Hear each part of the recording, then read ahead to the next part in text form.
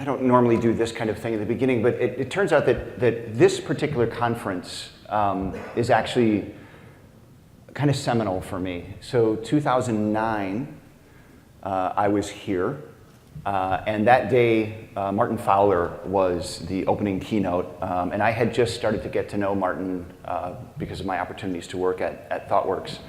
And in that keynote, he talked about technical debt. And it was very shortly after he had published his article on the technical debt quadrant. And as it turned out, me as some little unknown pipsqueak from ThoughtWorks, I was also talking about technical debt. And at that time, the organizers gave us an opportunity to get up, and each speaker to get up and say, why should you come to my session? And I said, you should come to my session because I will tell you why Martin Fowler is absolutely wrong. And it turned out to be a standing room only presentation and was, including Martin, and it ended up being kind of a catapult for me into public speaking. So I'm really happy to be invited back in this capacity to this size of an audience. It's really great to see kind of what's happened here in this community. So thank you, everybody. I appreciate that. So leadership starts with an invitation. Title of the talk, but what exactly does that mean? I need to be very careful with this guy. So first of all, I think, what actually is an invitation? Right now, it can certainly be a request to participate in something. So you can get an invitation to a party, right? And I think typically when we think about invitations, that's what we think about. But an invitation can also be something that tempts or encourages people to behave in a certain way. So if you think about candy left out in a bowl on your desk at work, that's an invitation for people to partake. That is possibly also an invitation for them to sit, to stay a little longer, to chat for a while, right? It can also be an action or a situation that we actually design to make like a particular outcome happen. So if you think about office spaces, right? When we design office spaces, if we create an open space with tables and soft seating, that is actually an invitation to collaborate across boundaries. So all of these are kind of invitations. And in thinking about that, what is an invitation not? Because I think that's equally as important. An invitation is not a command or an order. It is always a request or an enabler. And an invitation is not a policy or a procedure, right? Invitations might encourage certain behavior, but they don't actually mandate that behavior. So as we think about invitations with that kind of broader context, today I invite you with me. And the first invitation, and kind of our broader overarching, is I want you to consider leadership from a new or from a different perspective. And that is that a leader is neither a lord nor a servant. That's right, I'm actually saying I'm not so sure about this servant leadership thing. We have these two dominating models right now, right, for leadership. We basically have lords and we have servants. We have those who have power and authority by title or order, and we have those who influence and through that gain some form of authority, right? And the fundamental difference between these two things is actually in the service itself. So the Lord leader achieves through other people, right? You utilize them as resources. People act in service to the Lord leader. And through that, that individual amasses power, wealth, status, right? Even in our organizations, this is kind of how this works. And if we flip that and we look at the servant leader, that individual focuses on the growth of the people and the care of the organization that they're in. So that individual works in service to the people. And through that, they're actually sharing power, wealth, and status. The challenge here is I think that ultimately both of these are poor metaphors. They are the extreme ends of a spectrum, of a continuum. And the thing is that they actually tell us very little about how these people behave, right? What they actually tell us is who these people are. And that's not super helpful sometimes. If we look at, so I'm going to assume that servant leadership is the one that we kind of, that's appealing to us, right? So let's take a look at servant leadership. I don't think we need to decompose Lord leadership. I think we all kind of know what that looks like, right? But servant leadership is typically defined by these 7 pillars. How many of you are familiar with the 7 pillars of servant leadership? These are fundamentally character attributes, right? And they're mostly vague. They're kind of actually difficult for people to really gauge, right? And I'll give you more of a concrete example. The challenge I have with servant leadership, especially as a model, as a metaphor, I don't think it's wrong. I think it's difficult to understand, right? So we look at these pillars, and I want you to imagine for a second that you are actually a Lord leader, okay? Now, you believe yourself to be truly deserving of this role, right? You had to earn it, just like everybody else that was competing against you had to also earn it. You are the best of them, therefore you have this role. We will ignore the fact that statistically, you are a white male over the age of 30 with a higher education, and you've been told your entire life that you're smart, that you're strong, and that you can do or be anything that you want. You've earned this all on your own with no help. So you ask yourself, you look at this list and you go, well, am I a person of character? Of course I am. I have character. I'm a person of character. And then you say, do I put people first? Do I communicate well? Am I a compassionate systems thinking collaborator? Do I have foresight? Well,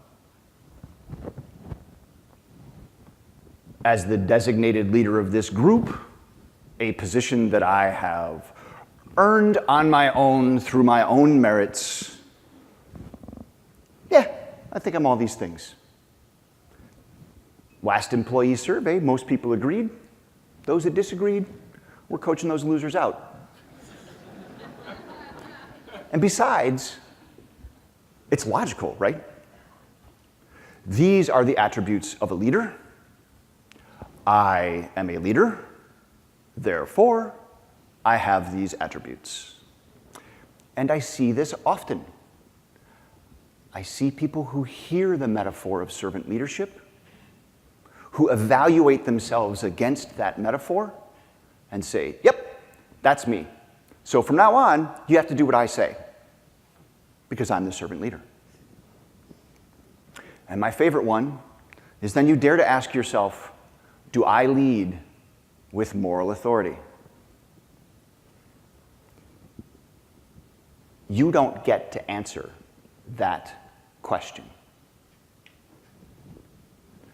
You don't get to declare your moral authority over people any more than you get to declare their trust in you. If you have it, if you even think you have it, the moment that you exploit it, the moment that you take it for granted, you no longer deserve it. You have lost it. Moral authority is given to you by individuals in the organization. You earn it by exemplifying that you are consistent to these other 6 pillars. So if we look at these dominating models, Lord and servant, we say, okay, Doc, you say they're not very useful. What do you suggest? I promise I'm going to answer that, but not quite yet. Before we go into that, before we go into perhaps a different perspective on leadership, I want to extend my second invitation to you. And I want you to journey back with me to a time in my life when what became an enduring tradition actually started entirely by accident. So it's 2002, and my wife and I lived in this house, literally, with our 2 kids, 2 dogs, 2 birds, 1 cat, and 3 fish. There was a period where we also lived in this house with my business partner, who took up residence in our basement, which was constantly wet. This neighborhood was the first home that we had owned, and this neighborhood was basically a senior slum. The homes were super cheaply built in the 1940s, right? And most of the residents were first-time owners. So almost everybody that lived in the neighborhood was over 80, and none of the homes had been updated in like 20 years, right? So you can kind of imagine what this was like. We bought cheap, we lived there for 12 years, and we sold even cheaper. So not only did we not make any money when we moved out, but we didn't make many friends when we lived in that neighborhood, and our children didn't have friends that were in that immediate neighborhood. Most of the interactions with our neighbors took place through slightly drawn curtains, precisely timed scowls of disapproval, and random informative exchanges. You know the kind. Just want to inform you that my property line runs adjacent to your walnut tree, and walnuts kill my grass. I'm thinking, seriously, dude? You've lived here for like 50 years. This big tree's been here the entire time. You haven't gotten over it yet? So we were excited at the opportunity to move out of this neighborhood. And we moved, I would say, up. This was the new place. And when we moved into this new place, what we were looking for was a better life for us and for our kids, right? Now, we wanted the additional space, and obviously we got some additional space. And bathrooms. We had 4 bathrooms instead of 1, right? No more potty dance when you came home from a trip. We would hit that front hall and we would scatter like cockroaches with the lights coming on. But friends, like, we wanted a neighborhood full of friends. And the realtor did a great job of introducing everybody in the neighborhood. So they threw this great big barbecue that basically welcomed everyone that was moving in at roughly the same time. And so you got to know everybody in your kind of subdivision of this broader neighborhood. And it made it so much easier for us to just wave hello, to strike up a casual conversation. After that party, sometimes at night, you could walk around the neighborhood and there would be people sitting in their lawns or at the end of the driveway, you know, in lawn chairs, looking up at the stars and just talking about life or whatever, something you hadn't seen prior to that. It really helped to bring the neighborhood together. And like I said, we met almost all of our neighbors that day. But that was fall. And this was in Cleveland, Ohio. Cleveland weather, I think, is similar to the weather here. And eventually, winter came. And we saw less and less of our neighbors. And we saw more and more of each other. And my wife suggested that we do something. Let's do something to bring like the neighborhood together, right? Let's throw a party or something, just for like one evening. Something that keeps us all kind of connected throughout kind of these winter months and helps to keep these friendships strong. I'm really worried that when the spring comes, no one's going to be on their lawn chairs at the end of the driveway. So after a little bit of discussion, we actually decided to throw a euchre party. Now, how many of you are familiar with euchre? Okay. So if you're not familiar with it, euchre's a card game. It's played with a partner. You and a partner play against another set of partners in a game. And the rules, I'm not going to go into all that, but they're similar to bridge, except that there are fewer cards in the deck that you play with, right? The game is played in rounds, and each round is scored, and the team to get to 10 points first wins. Games usually last about 15 minutes. And this is actually one of the reasons that we chose euchre. One, we lived in the Midwest United States, and there, euchre is still relatively popular. As we were growing up in the 60s, 70s, 80s, euchre was extremely popular. But two, because it's only played in like 15-minute rounds, it gives you lots of opportunity to mix the party up, right? To switch pairs, to switch opponents, to move around, and that's what we were looking to do. So we sent out invitations. We invited people to come to our house to eat, to drink, and of course, to play euchre. And as the evening approached, we prepared the house. So we cleaned, and we actually set up the living room, and the great room, and the dining room. We set up the whole house for euchre. So the way our house is kind of set up, we have the kitchen, which is fairly decent size, with a counter in the middle, large island. The dining room is just off here. The great room is here. And then there was a morning room that was behind us. So we cleared the furniture out of the living room, out of the great room, and we placed several card tables there. Then we had a table in the dining room, we had a table in the morning room, and then all of the food and drink went onto this center counter, right? So there was a center communal space where people could come and actually get food, get drink, could talk to each other, and the games were kind of happening, throughout that main floor. People arrived that night, friends and family, and as they came in, we sent the kids off to the basement. You go downstairs and you do whatever you kids do. Us adults are going to stay upstairs and we're going to do our adult stuff, right? We're going to drink alcohol and play cards and say naughty words. Now, some of the neighbors hadn't met other folks. Either they weren't able to make that party, or they moved in later, or they were from a kind of different subdivision, but we'd gotten to know them. So when those folks came in, we made sure that as they arrived, we introduced them to other people who were kind of more well-connected to our neighborhood group. And we intentionally set up a lot of the first pairings so that people who were not known in the neighborhood were paired with someone who was very well known in the neighborhood as that first game began. The event goes on, and euchre was absolutely a hit for a while. Few rounds, people had kind of mixed and mingled a little bit, conversation was happening.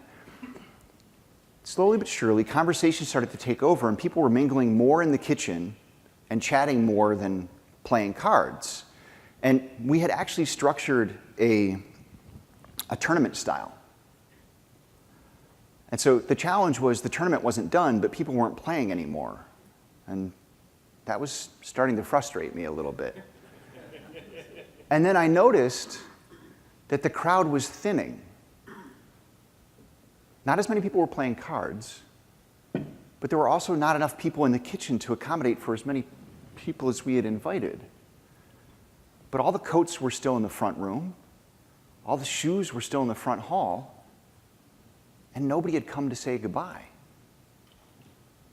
So what the hell was going on? This was a disaster, right? I could just feel it in my chest. Nobody's playing euchre. The tournament's never going to end. We're not going to know who the winner is. People are disappearing. What the hell? How do we get them back to playing cards? How do we get them back to doing what we're here to do? And then my son comes running up the basement stairs, bursts through the basement door, and announces at the top of his lungs, "Dad, we need more rum."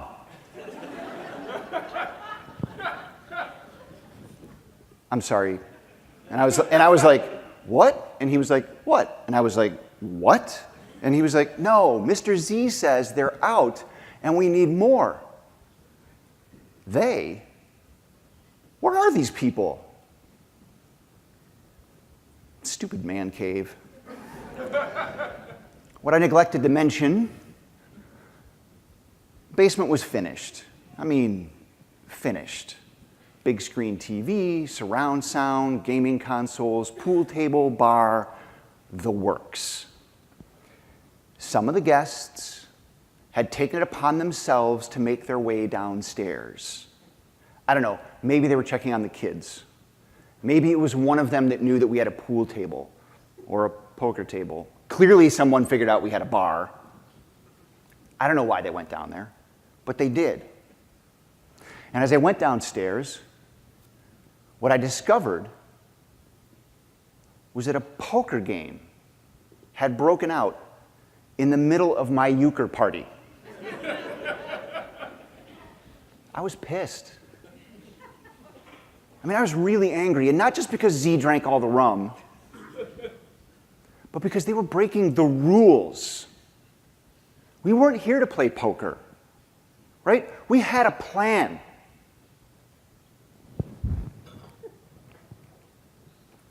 But you know what? They were having fun. In fact, everybody was having fun. We had built the connection that we sought to build. We'd actually done the thing that we said we wanted to do. So I thought about it, and I invited them back upstairs to play poker, at the adult tables. And the evening continued. Some people joined the game. Some people hung around and chatted, right? Just hung out. Euchre was over, but the night was definitely a success. Sometime around 3 a.m., the last guest stumbled out, I believe wearing the shoes and coats of some other guest. And we did a little bit to clean the place up, and the next day we spent quite a bit of time just kind of cleaning up and getting the house back in order. And the day after that, we got a thank you note from one of our neighbors. Little envelope, opened it up. On the outside it said, thank you. And on the inside it said, poker night was excellent. We should do this again. And so it was. For more than a decade, first Friday of every month was poker night in that neighborhood. Come hell or high water, somebody hosted and we played. Now there was a moment that night, the euchre party night, where I had to let go of what I thought was supposed to be and give in to what was becoming.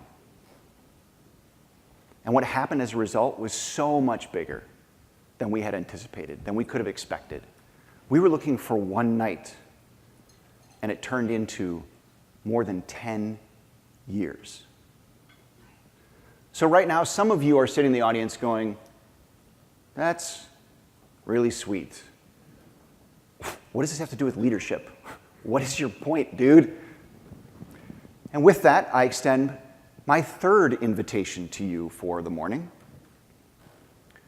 I invite you to consider a host as a metaphor or model for leadership. Now, there are books on this. There is such a thing as host leadership. And as we look at it, host leadership is defined by 6 roles. Those roles are the initiator, the inviter, the space creator, the gatekeeper, the connector, and the co-participator. I'm going to walk through those here so we can kind of get an idea of what are those roles? What does that mean? The initiator is the individual who actually provides that initial spark, right? The thought, the thing that might become something bigger, might not be anything at all. Now, in the case of our party, my wife was actually the initiator, right? She was the one that suggested that we do something to help build connection in the neighborhood. And then together we decided that we were going to do a euchre party. But let's think about an initiator at work, right? Your day-to-day. Is the initiator always the boss? I say, no, they're not. If we think about it, what about the person who suggested that you do a potluck lunch, right? Or what about the person who asked if we could find a better way to do reviews on the team? There are folks within the organization, yourselves included, who step into leadership roles when they think about and suggest these new ideas, these new concepts. And what about you then in that context? Have you been a leader as an initiator at work? And if you haven't, could you be? We then have the inviter, right? So we've got the idea, but if you keep it to yourself or if you don't take some kind of an action, it's probably not going to go anywhere. So somebody needs to extend that invitation, and it can be done in a number of different ways, but the inviter typically tries to bring people in that they feel is relevant to what we're trying to do, to this idea. Now, for our party, it was easy. We actually sent out invitations, right? And we decided to whom they would go and to whom they would not go. And that is a part of inviting in many cases. At work, sometimes, when we think about people arriving, the invitation's much more broad, right? There's some job posting out there. And anyone who feels that they meet the qualifications is invited to at least try to come join our party. So the process is a little bit different, but we are still extending those invitations. You know, I was thinking about this, what about in this context? If we think about inviting not as necessarily an explicit action that we take, asking someone to come in, but there's other things, right? So I know none of you have ever done this at a conference, but have you ever witnessed someone who comes in, sits down in a chair, sets their bag on a chair next to them, and kind of assumes a closed position? And then they see someone that they know, and they move their bag. Those are both invitations, right? The first is an invitation to go away. And the second is an invitation to join. Now again, think about these in the context of your work. What kinds of invitations do you get? Now obviously we get invitations to meetings and that type of stuff, right? Via email. Right? But what else? What other invitations do you actually give or receive at work? If you ask somebody for help, is that not an invitation? What about how your space is configured? What kinds of interactions does that invite or not invite? What about evaluations and bonus programs? Are those not invitations to behave in a specific way? So as you think about invitations at work, what do you recognize there? Thinking about it in that context, what invitations are available to you every day, and what invitations could you start to make? Of course, then we have the space creator, right? If we want these folks to come in, we've got to create the right space for them. Now, this is both physical and emotional space. And this is where the thing is actually going to happen. So now for us, before the party was easy, creating the space was mostly about physical space, but not entirely. Obviously, we moved furniture around, right? We set up the card tables. We actually prepared the entire floor, and we deliberately placed food at the center, right? So if you remember that, we actually created an invitation to commune, to convene, by designing the space in a specific way. And we provided sheets on how to play euchre. So anyone that didn't know had, we were creating that space and protecting that space. And we actually encouraged people to mingle as well. But let's look at this at work. Obviously, there's the design of space, right? So that's an easy thing for space creation. We look at our space at work, our executives in great big offices. The new trend that I'm seeing that I think is just so interesting, as many executives have come to learn that they need to actually be out on the floor with their people, and they need to be more engaged, more involved, no more ivory tower. Many of them have made a very big deal about the fact that they no longer have an office.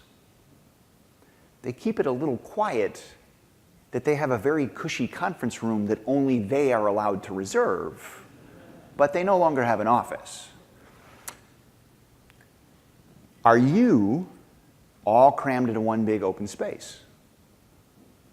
Or are there quiet areas, team rooms? Are there places that are open with tables and soft chairs that invite that kind of collaboration? How has your space been created? And how could you influence the space? Not necessarily on a macro scale, but even think about just where your team sits and the creation of that space and the personal safety. And then, of course, we have the gatekeeper, right? Another role that we mentioned. The gatekeeper is an individual that defines and protects the space that we've actually created. They allow people in and out as necessary. At the party, we did a lot of gatekeeping, right? So at the very beginning, we actually basically culled the crowd. Youth, basement. Adults, upstairs.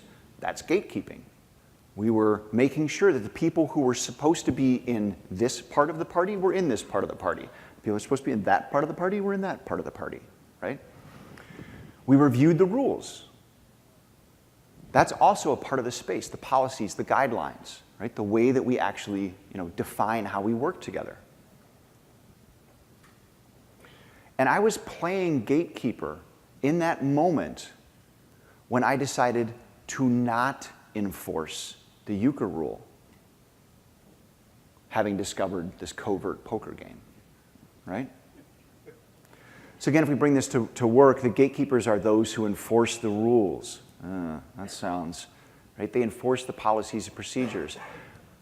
They may be the folks who are involved in hiring, which may mean that they are the folks that also do interviews. So when you're interviewing, you are actually serving as a gatekeeper to the organization. Now, we might not always want to be the gatekeeper. We might not even like the gatekeeper. But this role is really important.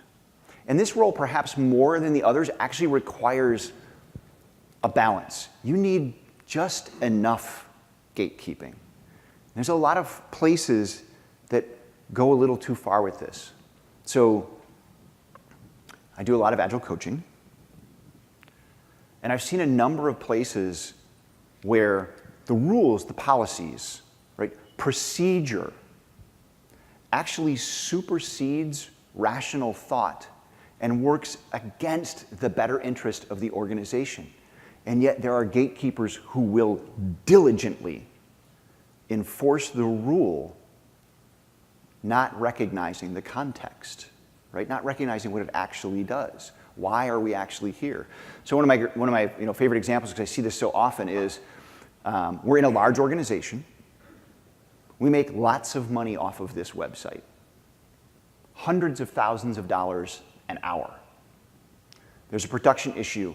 The site is down. We know the fix. We know that it is literally a 10-minute rollback and everything will be working. But policy mandates 3 wet signatures and a completed change control form, which will take no less than 3 hours. And we still do it. Losing $750,000 because of a policy, right? That's overextending the gatekeeping. When you think about your place at work, who are the gatekeepers?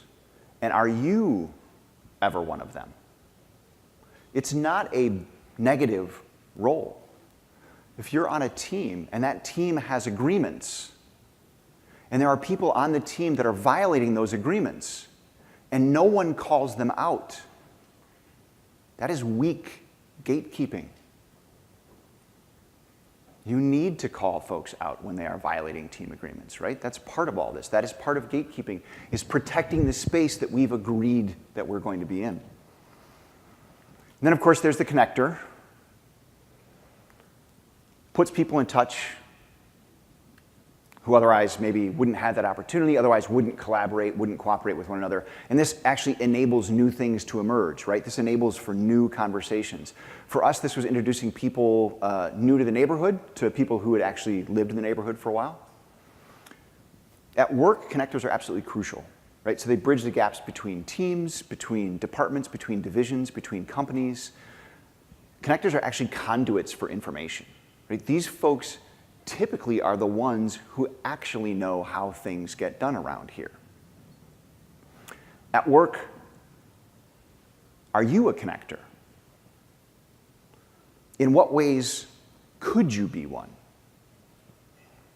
Like, how many people do you know that are outside of your direct department? And if the number is few, who do you know who knows those others? Right? How could you be more of a connector? And then co-participation. So co-participation, I think this is something that a lot of leaders struggle with, right? This is a very important part of this. When we are co-participating, we are actually taking part in the system that we help to create, not as creators, but as equals. So for my wife and I, it was pretty easy, right? We played cards, we mingled, we were active in that party.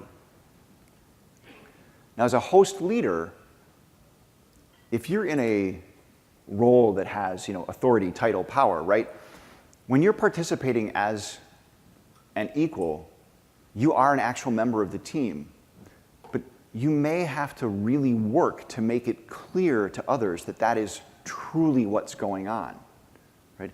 You've got to be cognizant of the fact that when you speak up, even though you're using the right tone and you're trying to say all the right words, people hear something much different than what you intend.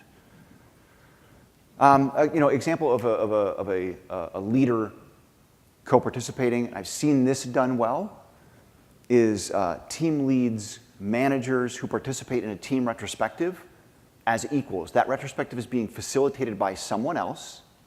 And typically the retrospective is structured in a way such that the voices are, anonymous, right? So a lot of stuff on Post-it notes, a lot of kind of silent moving things around, which keeps the anchoring from happening. So I've seen this be, successful in organizations. So host leadership, right? It's a model, so it's wrong, right? All models are wrong. Some just happen to be useful. I think this model is actually quite useful. I hope it's helped you to consider leadership from a new or a different perspective, right? As we look at these 6 roles, and we think about the host overall, I don't think it's too difficult to see that sometimes the host has to assume a position of authority and power. Maybe you've got to enforce the no red wine on the white carpet rule, right? Like, this is still kind of my house. And at times, the host is quite literally serving other members of the party. So our models of Lord leaders and servant leaders actually coexist within the host framework. And that's one of the things that I like about it. It's not either or. It is truly a matter of moment and context. Just as we saw at the party, the host cannot control all of the elements. And this is something that many leaders need to understand. You initiate, you invite, you create that space, right? You're gatekeeping, you're helping to connect people. But eventually you are a co-participant in this thing. And as it grows and as it moves and as it evolves, things you didn't expect are going to emerge. You cannot control all of it as the leader, no matter what level of the hierarchy you are in. And we need to accept and understand and value the emergence that comes from this kind of thing. You can't obsess too much over space creation. You can't always manage the invitations, right? We talked about the fact that at work, typically the invitation is very broad. And many, many leaders need to spend more time co-participating. So I invite you to think about your leadership role at work. Right? I don't care what your title is. we're all leaders. At various points throughout your career, at various points throughout the day, you can initiate. What do you initiate? You can extend invitations. How do you do that? What space are you helping to create? What space are you helping to protect and maintain? How are you gatekeeping? How are you creating connection? And how are you co-participating with others? Most important, you think about this, what will you do differently looking at this model as you go to work, in the next couple of days? The last invitation, I invite you to lead as hosts. Thank you.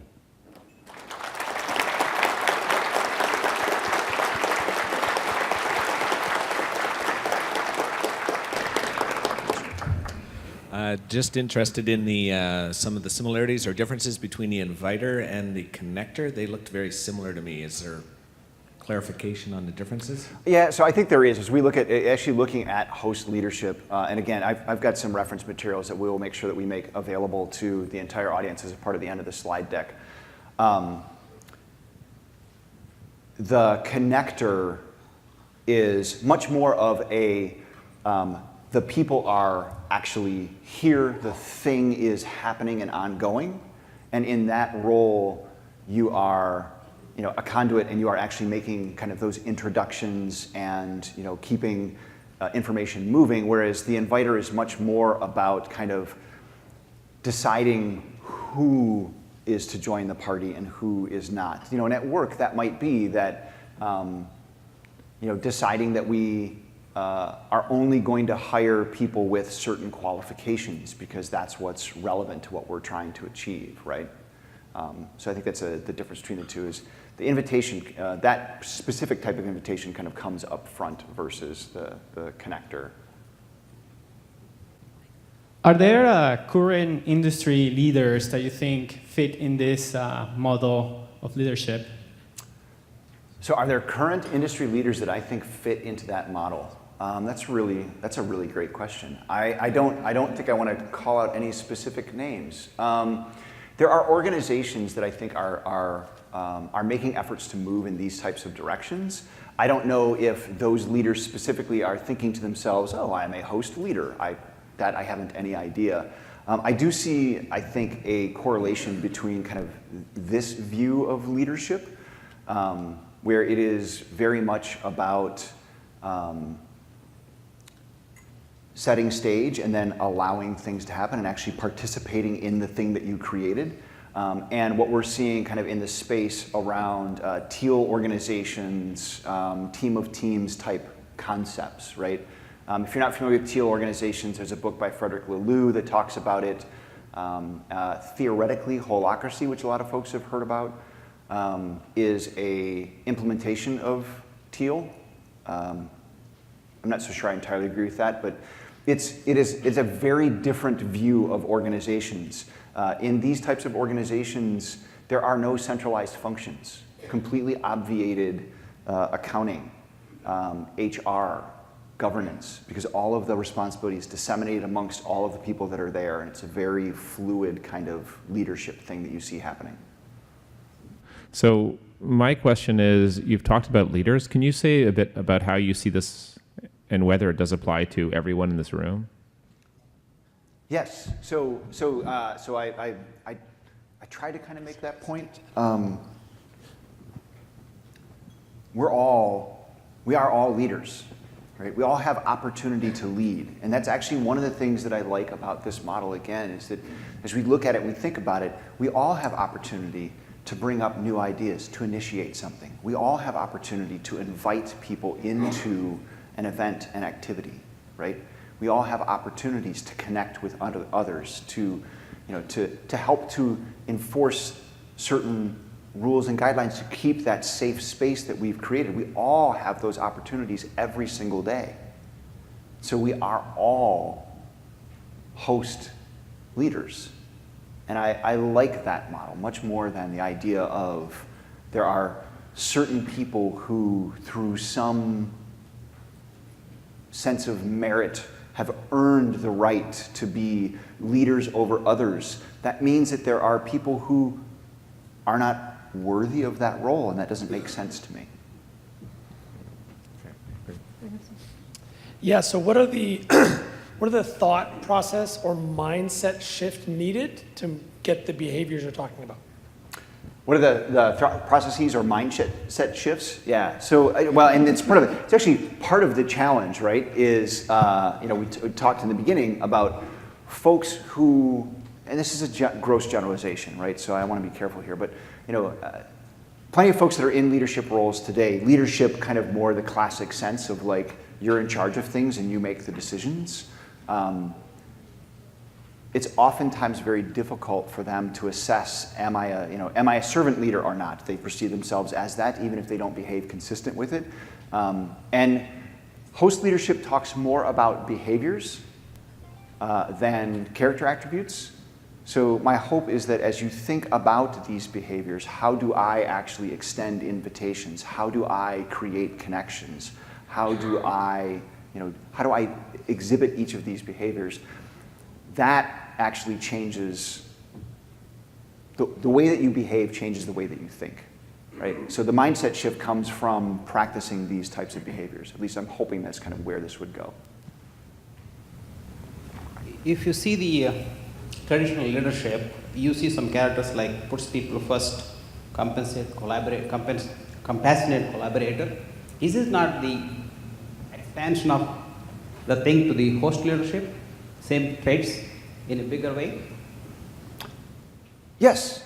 So I try to make that point too, that host leadership encompasses other leadership styles, right? That one of the challenges we have with some of these other leadership styles is this idea that it is always this or it is always that, where the reality of it is that it is very situational, it is very contextual. Right? That there are times when, regardless of your title in the organization, the thing that needs to be done is enforcing rules, is commanding, right? And there are times when, regardless of your position in the organization, the thing that needs to be done is serving, it is collaborating, it is. So I don't think that servant leadership is wrong by any means, right? It is something that I have advocated for quite some time. It is that I think the metaphor, the model is insufficient, and it requires deep study to actually come to understand and to actually bring in. Whereas the model of host leadership, because it begins with a definition of behaviors, and when we change our behaviors, we create a cognitive dissonance between how we see the world and how we're acting. And to resolve that dissonance, we either stop acting in that way or we change the way that we think. And so I think this is an effective model for us to look at and use, but it does not negate servant leadership by any means. It includes it. Okay, so my question is, could this be applied to a team rather than a person to be the leader? So if you were strengthening invitation and collaboration, and then someone else on the team would be the gatekeeper, and someone else would be, connector and stuff. Yeah. Yes. So my mic fell. Yeah. So the question being, could this be applied to a team? I think it could be to some extent. So if I'm hearing you, what you're almost saying is that like what we would do is we would identify, turns out we're a team of 6. So you are the initiator, you are the inviter, you are the connector, you are the gatekeeper, right? I'm not sure that works super well. As the sole individual who is to initiate all new ideas, we've kind of we've reduced the effectiveness of the team, right? And in complex work, which is the type of work that we do, we actually want to leverage that diversity of thought from the team. But each of the individuals can ebb and flow through these roles, serving as leaders, and the team as a collective can share all of this. right? So I wouldn't look at it as specific assignments as much as this is something that we all can do, and as a team we can do to the broader organization. As a team, we might decide that we want to introduce TDD, and we invite other teams to come with us on that journey, right? In your story that you talked about with the euchre game, that you actually at one point in time talked that you pivoted, right? You changed that it's no longer about this, it's about that. Which behavior describes that? Yes. So the point there was that I was gatekeeping, right? And I had to take a moment, because what had happened for me was we had decided to have a euchre night, and we were going to run it tournament style. And so these were the things that were going to happen, and there was purpose behind each of those things. And as the gatekeeper, I wanted to enforce that space. But in that moment, I realized that we did not set out to play euchre. We set out to create connection, right? What we wanted to do was bring the neighborhood together and have fun with our friends. And so in that moment as gatekeeper, I had to recognize that the rules sitting in front of me didn't serve the actual purpose, the why we were here. And I let go of the rules so that what needed to be could emerge. And I think as a leader, that is a very important lesson. Sometimes we get so caught up in the thing that we thought was supposed to be that we miss the beauty that can be. Okay, I'm going to abuse my role and make a wisecrack. Oh, you mean we should respond to change over following a plan? If you want to say it that way, sure. Yeah, I don't know. Maybe it's a new idea that we're ready for. There's one more. Doc, thank you for preparing and presenting the keynote. You told the story of the poker party. I wonder if you can inspire us by telling us about some examples of host leadership that you've seen in your experience that really wowed you. So within organizations? Yes. Host leadership. Certainly. So I'm going to go to the Groupon experience, I think, just because it's still relatively fresh, and I had a lot of exposure to a lot of different things that were going on.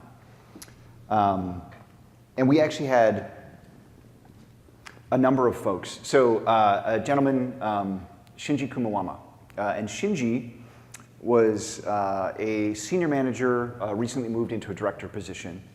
And as he moved into that position, it was very unclear to him, like, what's expected of me? What am I supposed to do, right? And he thought, you know, if I'm having this challenge, I bet other people are having this challenge too. And so he decided to create a small group of his peers that could get together every so often and talk about these, what's our role? What are we supposed to do? So, you know, he invited a group of people in. Some thought.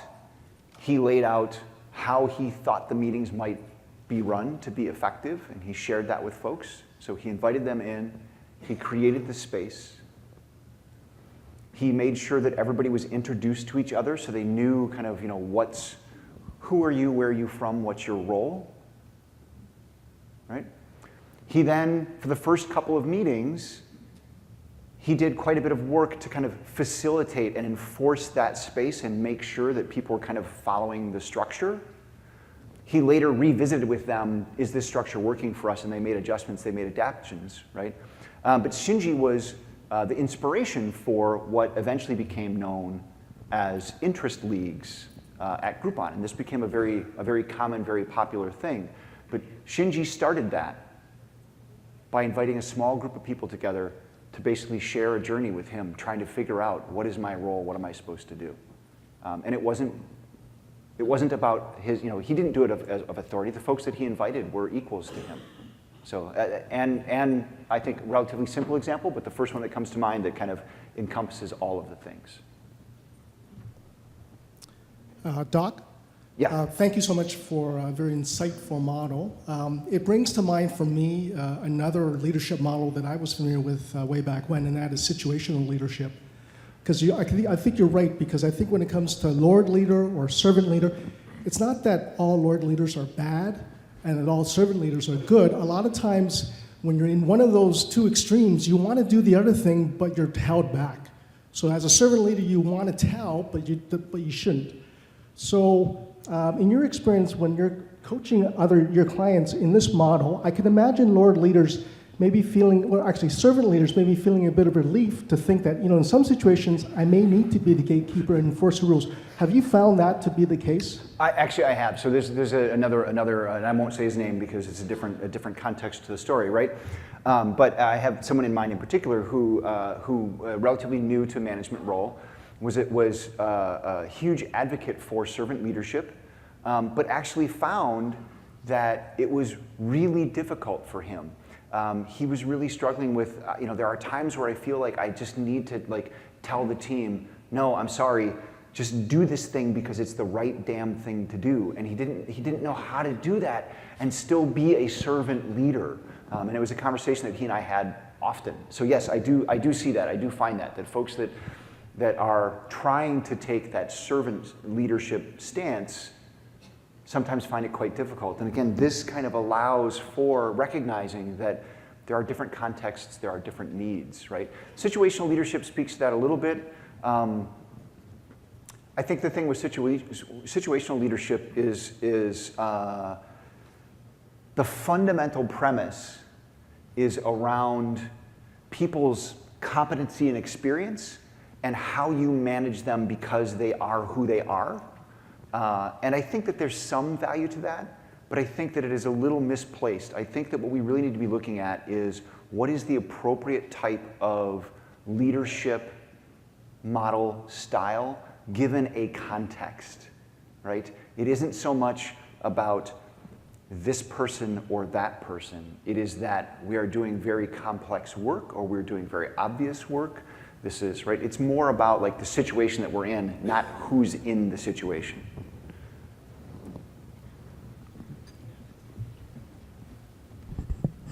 Okay, so we'll call a close on questions. Let's thank Doc once again.